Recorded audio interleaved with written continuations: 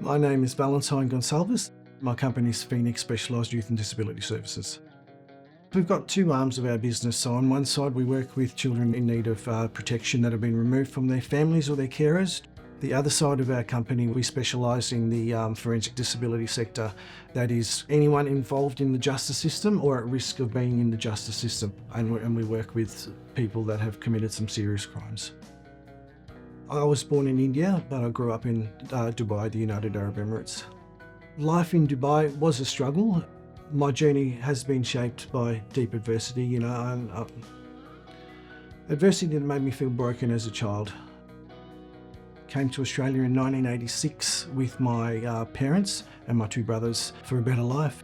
In Melbourne, Victoria anyway, I experienced racism and exclusion and the kind of isolation that could really damage a 15-year-old boy.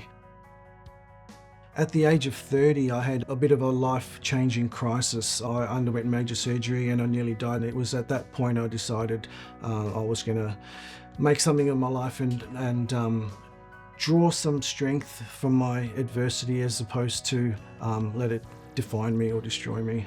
I became a child protection worker and that was my mission, to protect children. After 10 years of service, what I could see was an overrepresentation of children with disabilities in the out-of-home care sector.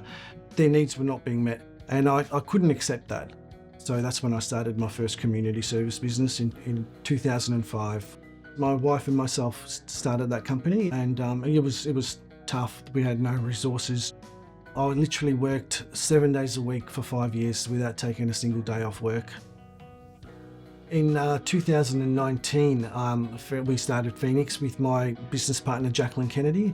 She actually worked for me for 10 years and it just made sense. So we had a discussion about how we wanted to reshape our future. We wanted to work specifically in that forensic disability space.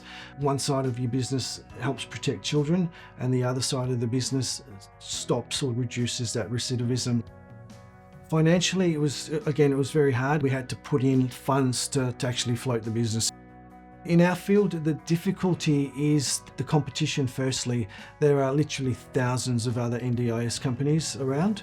So that growth was very slow over the first year. And then I think for anything, once you understand, that this is what you do and you start to do it well, it's easy to convince people of that. And we just started growing from there.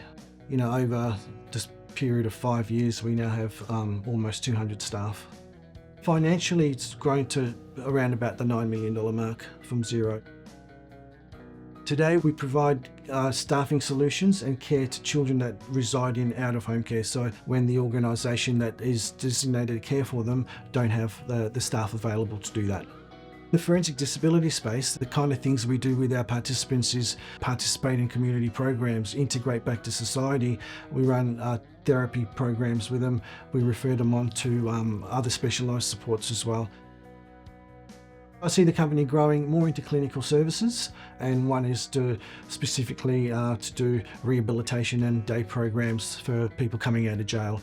And it took 2 years to be approved by the NDIS. But finally we're up, and by the end of the year we should start with our new rehabilitation program. Australia is the far best place to live. It offers people the opportunity to rise up from nothing